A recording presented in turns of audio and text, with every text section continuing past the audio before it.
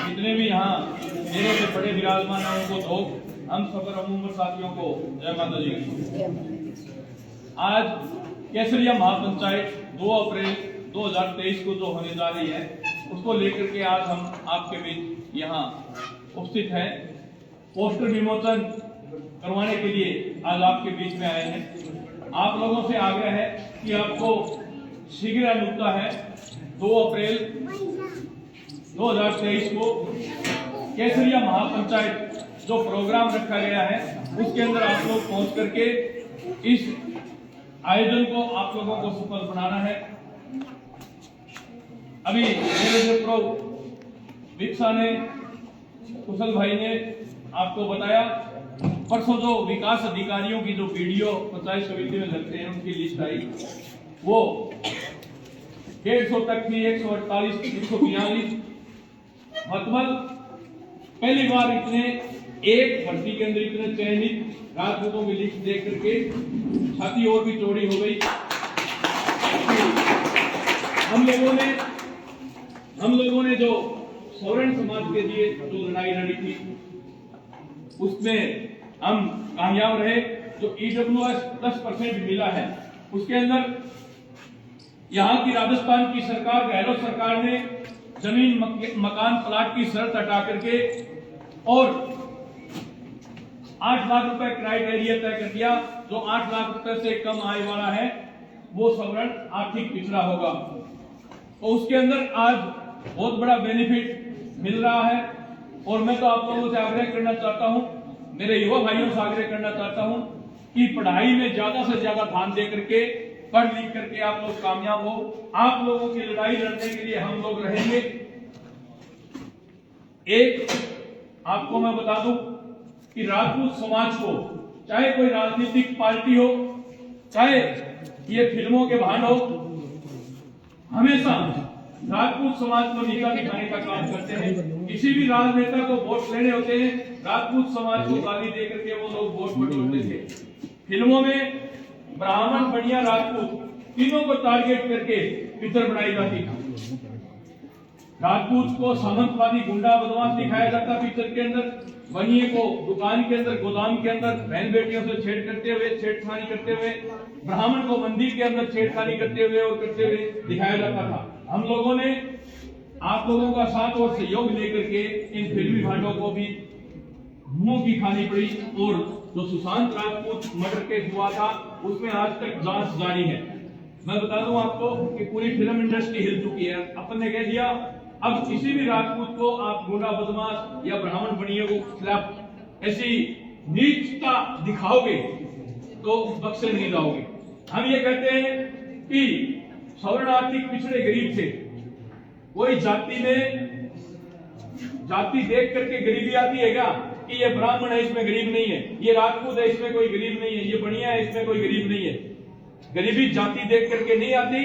तो इसलिए सरकारों से कहना चाहता हूं, आपने जो आरक्षण दे रखा है इसको आर्थिक आधार पे करो तो और भी बढ़िया है।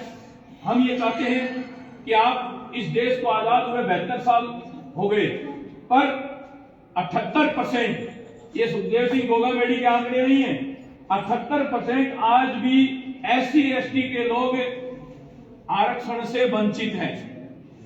78% लोग आज भी आरक्षण से वंचित हैं। मैं आप लोगों के माध्यम से इन सरकारों से पूछना चाहता हूं, इन सरकारों को बताना चाहता हूं कि आज किरोड़ी जी मीणा जो काफी बार मंत्री रह लिए, सांसद रह लिए, विधायक रह लिए 5-5, 6-6 बार, उनको आरक्षण की जरूरत है क्या? नहीं जरूरत है। पर उनके जो बनवारी लाल ड्राइवर रहता है उस बनवारी लाल के बेटे को आरक्षण की जरूरत है।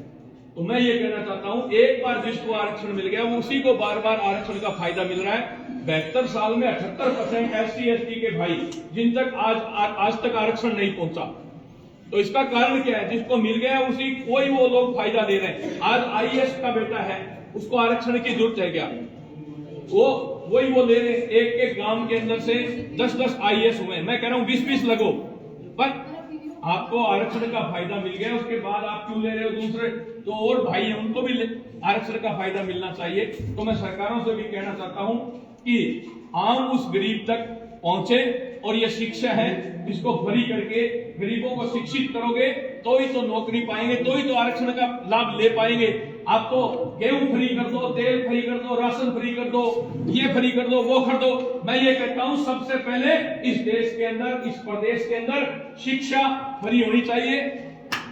और दूसरा, जैसे प्राइवेट स्कूल हैं, प्राइवेट स्कूलों में जो मास्टर हैं, खर्च है और है, वो सरकार को वहन करना चाहिए।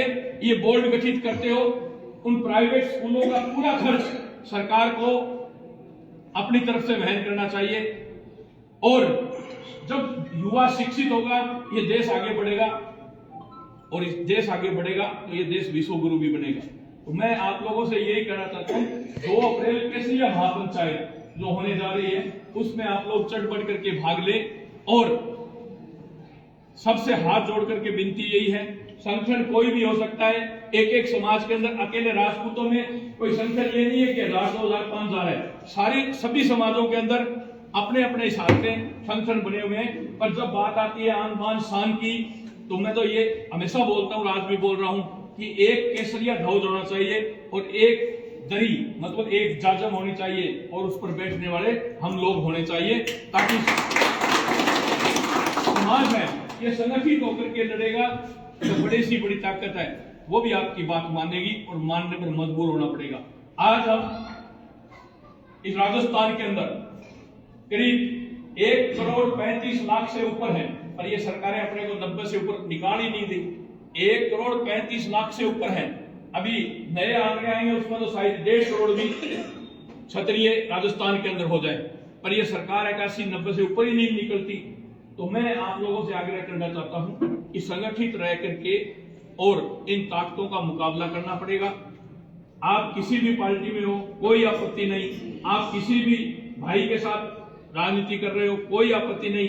मैं भी हमेशा युवाओं को कहता हूं कि आप लोग ज्यादा से ज्यादा राजनीति में आओ, ताकि विधानसभा में जो अब आज हम सड़कों पर घूम करके, रोड पर घूम करके, जो जमीन पर जो आज हम मांग उठा रहे हैं, वो अगर युवा विधानसभा में या संसद में पहुंच करके वहां टेबल बजा करके मांग उठाएंगे और वो कहेंगे कि हमारे समाज में ये चीज चाहिए, तो मैं आप लोगों से आग्रह करना चाहता हूं कि श्री राष्ट्रीय राजपूत करणी सेना है, उसके अंदर छात्र इकाई भी है, कर्मचारी प्रकोष्ठ भी है, सैनिक कल्याण भी है, और किसान प्रकोष्ठ भी है, और दहेज विरोधी महिला, श्री राष्ट्रीय राजपूत करणी सेना के अंदर दहेज विरोधी शाखा भी यहाँ है, उसके दलीप सिंह जी मेहरोली अध्यक्ष है। तो मैं आप लोगों से कहना चाहता हूँ, ये दहेज है, ये कुप्रथा है।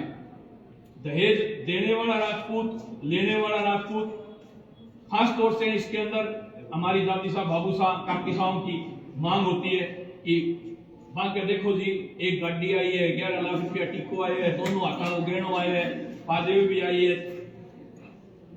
तो मैं आप लोगों से कहना चाहता हूँ, जो सक्षम राजपूत है, जो सक्षम क्षत्रिय है, वो चाहे गाड़ी दे, चाहे हेलीकॉप्टर दे, चाहे दोनों हाथों का गहना दे, चाहे 21 लाख दे, चाहे 51 लाख दे, उनको देख करके अपने को उनकी परिपाटी पर नहीं चलना है कि हम हमारा प्लाट है वो बेच दिया, हम हमारा मकान है वो गहने रख के उस पर लोन लेकर के हम बेटी को ब्याह रहे हैं। तो मैं मेरी बहनों से भी कहना चाहता हूँ, बेटियों से भी, कि एक घर के अंदर 2 भाई हैं और 1 बहन है, 3 है, और जमीन है 15 बीघा। 2 भाई हैं, 1 बहन है, जमीन है 15 बीघा। तो उस बहन की शादी करने के लिए 15 बीघा जमीन बेच करके उसकी शादी की जाती है। तो मैं बहनों से भी कहना चाहता हूँ कि ऐसी शादी जो दहेज लोभी हैं उनसे ना करवाएं, कि आप अपने दोनों भाइयों के पैर काट करके अपना घर बसाएं।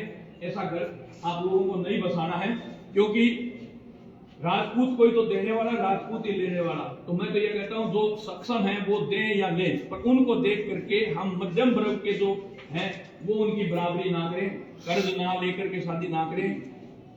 इस राष्ट्रीय राजपूत करणी सेना के अंदर सामूहिक विवाह, उसके अंदर फर्स्ट प्रायोरिटी में राजपूत समाज को रखा गया है, और उसके बाद राजपूत समाज के बाद में जो भी जातियां आती है उन सबको, सर्व समाज की बहन बेटियों को शादी के लिए, जिनकी आर्थिक स्थिति खराब है, जो सक्षम नहीं है, तो सर्व समाज की बहन बेटियों की शादी कराने के लिए भी राष्ट्रीय राजपूत करनी सेना की महिला विंग है, जो गरिश्मा सिंह जी है, जो दतिया पीठ है, उनकी भांजी है, और पितरंगाई संस्थान के नाम से राष्ट्रीय राजपूत करनी सेना के अंदर एक शाखा बनाई गई है। उसमें सर्व समाज की बहन बेटियों की इनकी शादी करने की भी हमने शुरुआत कर दी है। पिछले साल 11 जोड़ों की शादी करवाई थी, और अब मई या जून में जो भी डेट फिक्स होगी उसमें आप लोग भागीदारी ले सकते हैं और उसमें शादियां करवा सकते हैं। तो अपन खर्चों से बचेंगे। ये मैरिज गार्डन आज बुक करते हैं 5 लाख रुपए। आज अपन खाने के लिए जो रेट तय करते हैं, वो कहता है एक प्लेट के 500 रुपए लूंगा, एक प्लेट के 250 रुपए लूंगा, एक प्लेट के 300 रुपए लूंगा। वैरायटी दिखाता है वो, उसमें से आधा खाते हैं, आधा छोड़ देते हैं, आधा खराब होता है। तो मैं तो ये कहना चाहता हूं कि कम से कम ज्यादा नहीं, एक शादी के अंदर 15 लाख रुपए का बचत होगी अगर सामूहिक शादी करनी अपन शुरू कर दें, 5 जोड़ों की, 10 जोड़ों की, 15 जोड़ों की, तो इससे बहुत ज्यादा बेनिफिट होगा समाज को, समाज आगे बढ़ पाएगा।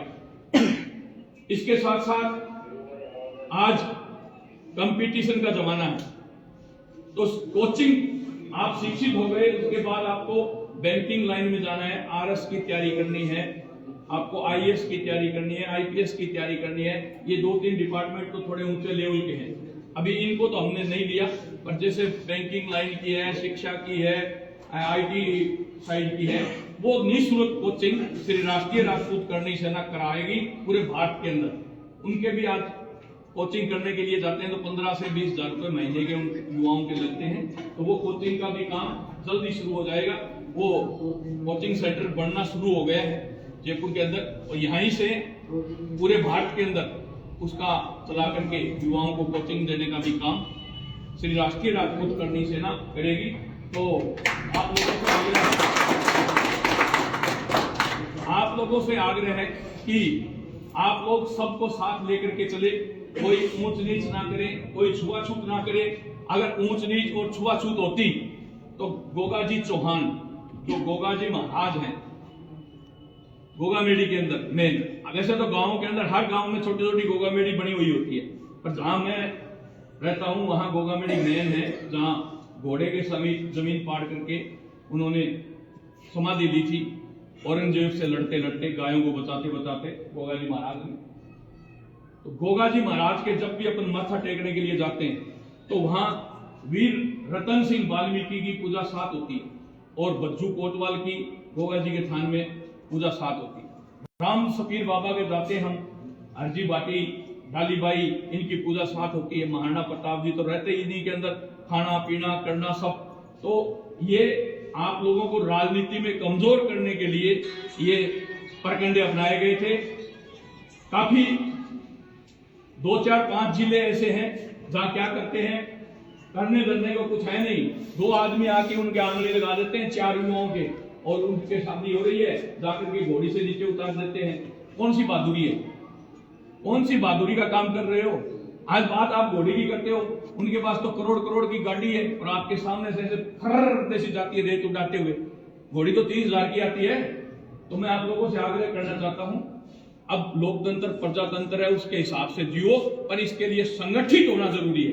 संगठित नहीं होगे, जो संगठित नहीं हुआ जो समाज, उसको कोई नहीं पूछता। आज जो संगठित होते हैं वो मुट्ठी भर हैं, पर उनकी सब सुनते हैं, सरकार भी सुनती है, उनके नेता भी सुनते हैं, सब सुनते हैं। हमारे समाज में मैंने कह रखा है कि आप खूब विधायक बनो, खूब मंत्री बनो, खूब नेता बनो, पहले भी बने, आगे भी बनेंगे, पर जैसे CR चौधरी ने ओबीसी के अंदर 4200 पदों की भर्ती निकली थी, ओबीसी के अंदर 4200 पदों की भर्ती निकली थी, मूल ओबीसी के खाली 180 लोगों को लिया, खाली 180, 4020 एक ही जाट कौम के पूरे भर दिए। कोई पढ़ दो ना उसके पूछ पाड़ दो। तो मैं ये पूछना चाहता हूं, मेरे समाज के अंदर जो हम सब सर्व समाज को साथ लेकर के चलते हैं, मेरे समाज के अंदर ऐसे चेयरमैन, ऐसे मंत्री कब पैदा होंगे जो ये दिखा सके कि मैंने इतने लगा दिए भाई, इतने फिट कर दिए। लोकास राजी का उपचुनाव में सरदार सर में भाषण सुना होगा आप लोगों ने। सरदार सर उपचुनाव में क्या बोले, बैंक करबा रही है, करबा रहे अभी पक्षाड़ा मैं तो दो चिप डालो मैंने भी चेप दिया, आरएस बना लिया, बच गया खर्च गया, मैंने पीटीआई लगा दिया। ऐसे चैलेंज करके लगाते हैं। तो मैं हमारे समाज के जो मंत्री नेता हैं उनसे भी हाथ जोड़ करके विनती करना चाहता हूं, जिस दिन आप 2000 राजपूतों को नौकरी दे दो उस दिन मुझे बता देना, लिस्ट दे देना। जब तक जीऊंगा तुम्हारे पैर धो धो करके पीऊंगा, जब तक जीऊंगा पैर धो धो करके पीऊंगा। तुम लोग क्या कहते हो कि करनी सेना ले बैठी, करनी सेना लेकर नहीं बैठी तुम लोगों को तुम्हारे करतूतों को लेकर के बैठी है। कहते हो हम जायज काम करते हैं, हम गेले गेले जाना ना, हाँ भाया उज्जड़ को नहीं चला, मैं तो कानून कायदा काम करना ना। अरे मंत्री जी, वो कानून कायदा कौन सा है जो आप एक बार मंत्री बनते ही 1000 करोड़ की पार्टी बन जाते हो? वो कौन सो गेलो खटाएगा, कौन सा जंगल में जावे, खेत में जावे, शहर में जावे, वो माने ही बता दो। जब आप खुद अनलीगल काम करते हैं जब तो जायज है, और समाज का कोई चल जाता है, भैया तू तो बहुत गलत काम कर रहे हो, ना ना ना ना ये मत देख, मत तेरी मदद कौन कर सकूं? तो तू किस चीज में मदद करेगा वो बता दे। हमारे गरीब में, हमारे समाज में लाखों गरीब बच्चे हैं जिनकी पढ़ाई की फीस पूरी नहीं होती, जिनकी किताबें नहीं दी जाती। हमारी हजारों बहन बेटी हैं जो शादी के इंतजार में बैठी है, सिर्फ आर्थिक स्थिति खराब होने के कारण शादी नहीं हो रही। बता दो ना कि 5000 बच्चियों की मैं शादी करवा रहा हूं मेरी जेब से दे करके। अरे कुछ करके दिखाओ। करनी सेना किसी को लेकर नहीं बैठी, करनी सेना 36 कौम की बात पहले करती थी, आज भी करती है। जो हमारा नहीं तो हम 35 की कर लेते हैं।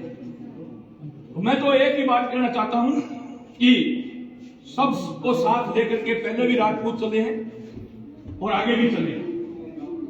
क्या कहते हैं, आज ये खेत है, ये एक खेत है, आज सीम है, या सीम है, ऊपर एक जांटी को पेड़ खड़े है, खेजड़ी को, और इल्लो मालिक का वो मेरो है और इल्लो मालिक का वो मेरो, दोनों का नहीं उलट काट के लिया होगा, एक खेजड़ी के पेड़ के लिए, जांटी के पेड़ के लिए।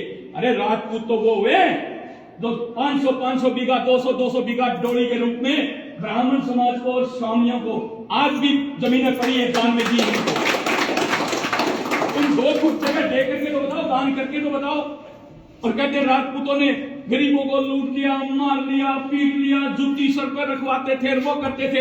एक वो परसों विधानसभा के अंदर बह बह बह बह बह कर रहा था, उसका मंत्री पद तो चला गया, बाड़मेर से आके यहां बोल रहा था, और हमारे वाले विधायक सब बैठ करके सुन रहे थे कि ठाकुर सामंतवादी है। अरे कहां है ठाकुर सामंतवादी? ठाकुरों के पास खाने के लाले पड़ रहे हैं घरों में। मैं फिरता हूं सड़कों पर, मैं जाता हूं गांव गांव। परसों वो बाड़मेर से आके यहां विधानसभा में बकवास कर रहा था। कौन से सामंतवादी हम? कौन से राज परिवार से आते हैं हम राजपूत?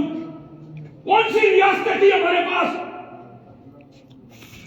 अरे हरीश चौधरी बाड़मेर, तेरे से सुखदेव सिंह गोरेमली सवाल कर रहा है, तू जाटों के वोटों से जीत के आता है क्या? सभी तेरी को सारी कौम देती है ना, तब तू विधायक बनता है, और तू ठाकुरों को सामंतवादी बताता है। कौन सा ठाकुर है जिसके पास रियासत थी? अरे हमने तो तुम लोगों को दान में दे दी। अगर हमें सामंतवादी का ठप्पा लगाना हमारे ऊपर, तो जितनी जमीनें, जितनी गढ़ बिल्डिंगें और सब है वो हमें वापिस दे दो, फिर हमें सामंतवादी भी कहना।